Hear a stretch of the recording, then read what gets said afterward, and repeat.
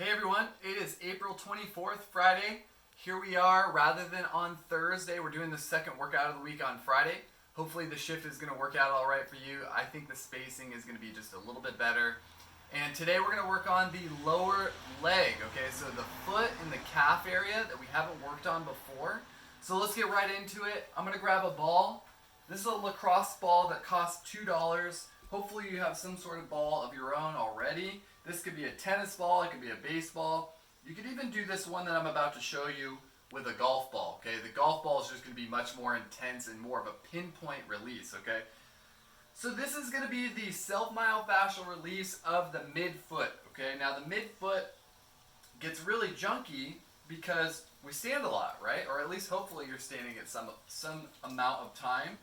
And if you've never rolled your feet before, then you'll see when you put your foot on here, it's going to feel really interesting and possibly uncomfortable. So now what's important about this one is that I'm going to keep my heel on the ground, and I'm going to get the middle of my foot right on top of the ball. Okay? Now from here, we're going to do this interesting shifting, you'll see, where I'm going to start on the outside of my midsole. I'm going to spread my toes. And then I'm going to roll the ball to the middle of my foot, the medial side, the inner side of the foot, as I squeeze my toes down. And then I'll open my toes back up, go back to the outside of the foot, opening the toes, squeeze the toes, and roll to the inside of your foot. So we're working our way from outer foot to inner foot while we flex the toes and foot. So that would be the version of contract relax that we've been practicing a lot of while in the sole of the foot. So we're going to do that for the next 2 minutes or so. Hopefully you're on your ball at this point. If you find a spot where you just want to hang out for a couple seconds and just open your toes, close your toes, opening, closing, finding that area that's most tender. If you need to use a wall to maintain your balance or a stick of some sort to kind of support your body weight, go ahead and do that as well. I'm not using anything for support. Whatever you find that suits you best, go for it. Now, if you've never done your feet before, as I said earlier, this can be pretty tender and pretty painful. So be mindful, don't push too hard. You want to kind of ease into it, so start slow and then add more and more weight as you go along. And you'll notice two different things may happen. It can either get more painful because you're getting deeper into the tissue, or it can get less painful because the tissue is starting to relax and loosen so that the pain response isn't quite as high. Okay, now I'm going to go to the other side. Check out my sexy band-aids. And remember, going from one foot to the other can be totally different, right? One side could be more painful or less, dependent upon a side that you may or may not favor.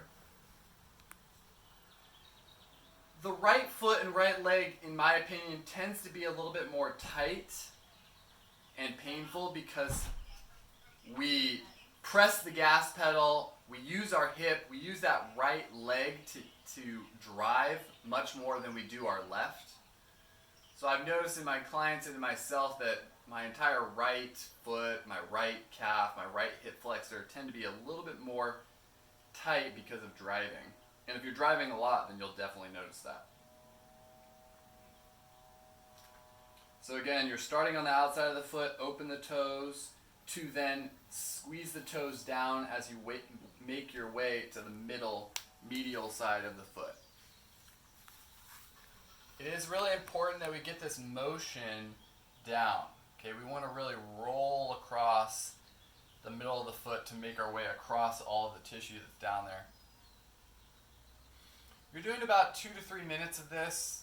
I'm doing around 2 minutes. And the reason why this one is so valuable, everyone, is because your feet are the first contact with the ground. So if your feet don't work well, then the rest of your leg will not work well. It's kind of the systematic effect of the functionality of your leg and actually the rest of your body. So if you have foot issues, it's quite possible and likely that you have knee issues, or that you may have hip issues and even back issues. So one's foot can say a lot about what's going on with the rest of the lower body. So this is a good place to start. And there's other areas that we'll end up doing as well in the foot that we'll play with later. Okay, so that's enough of the foot. Now we're going to move up to the calf. Now the calf is a pretty long muscle.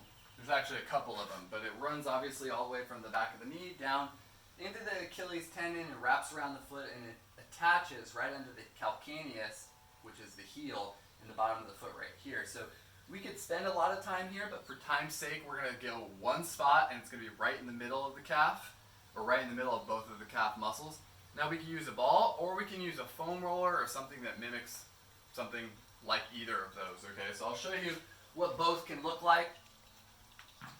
This is the Battle Star by Mobility Wad, and it's basically a foam roller. It's just not foam.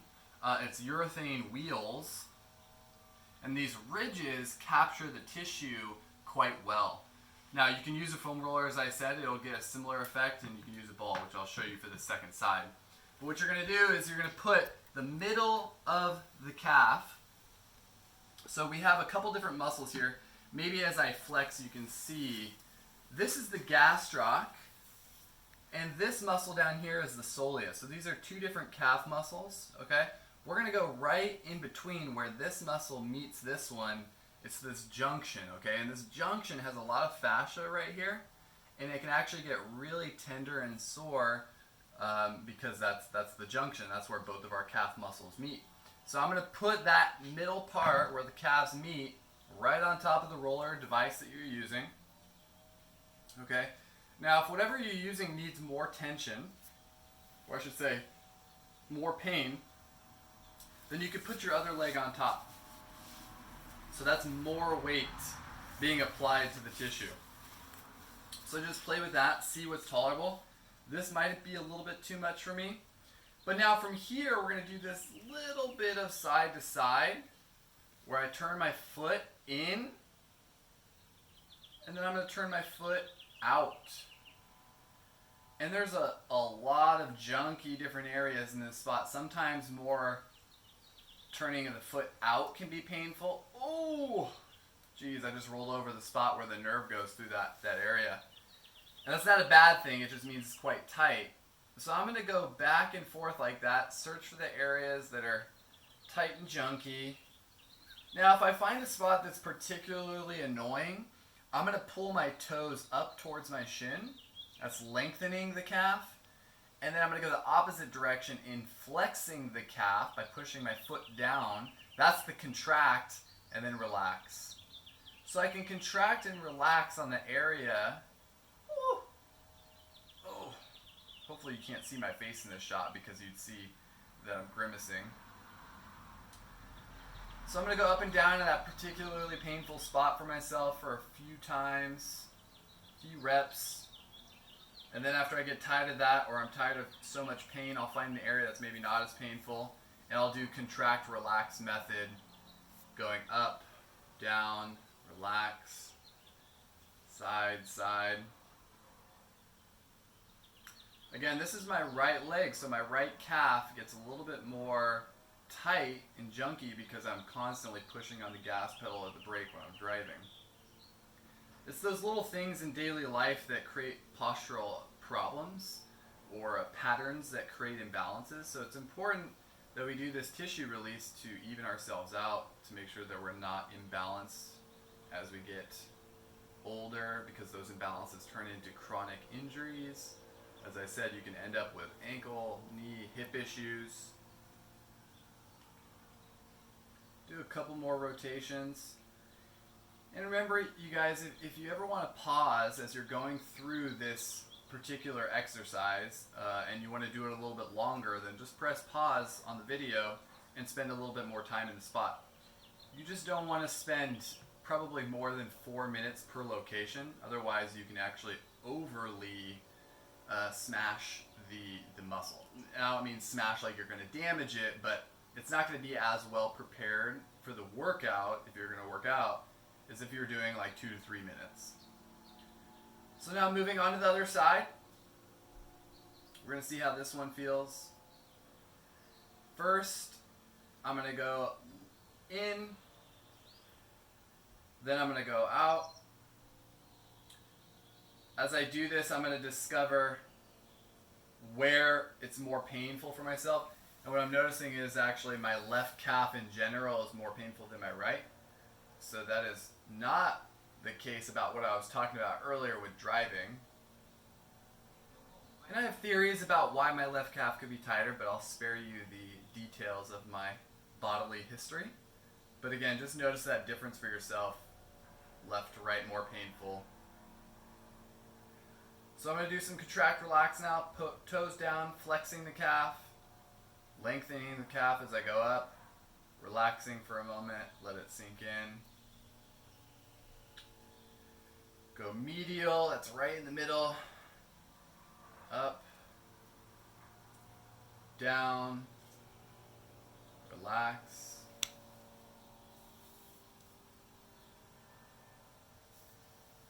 Working more on the outside now.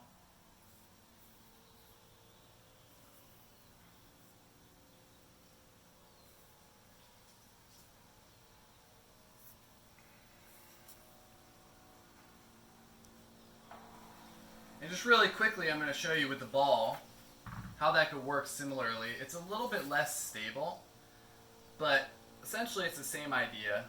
It's going to be a little bit more pinpoint and go up, down, side. If you need to stabilize by putting this foot somewhat on the calf to stabilize your leg on top of it, it would be a little bit harder if you had both because, as I said earlier, the ball is going to roll and it's going to be less stable than a roller, but it still works.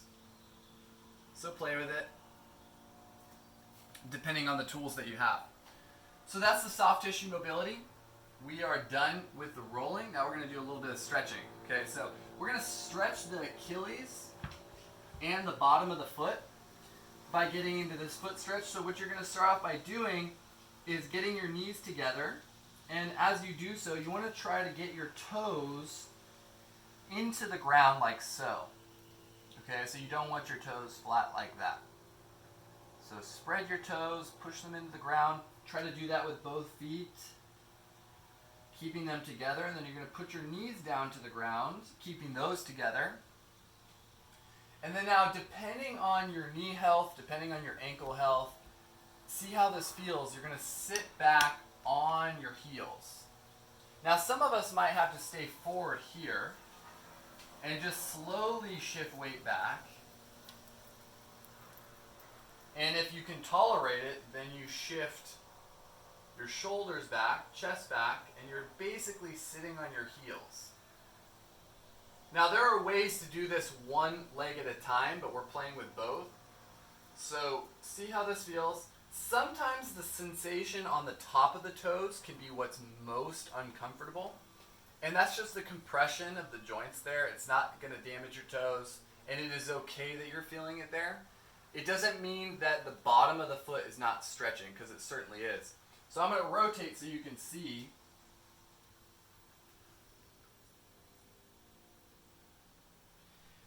As I sit back in this position, you could probably see this fascia, aside from the bottom of my feet being dirty, you could probably see some lines being pulled in the middle of my foot.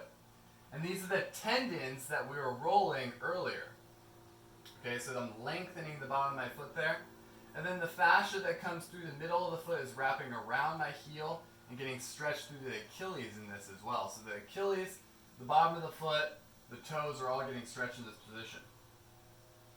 Now this gets pretty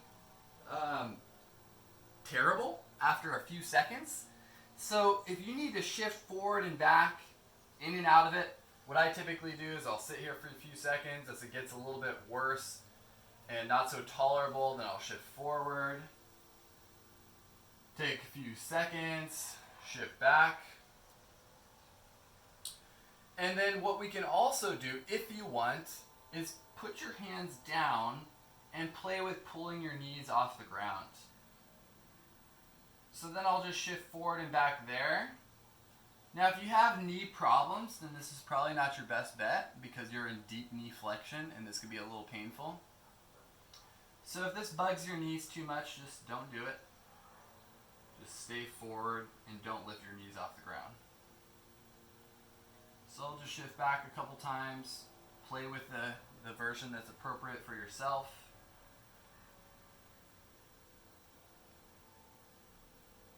This, as I shift my knees back like this turns more into Achilles, calf. When I shift forward, this is more foot and Achilles.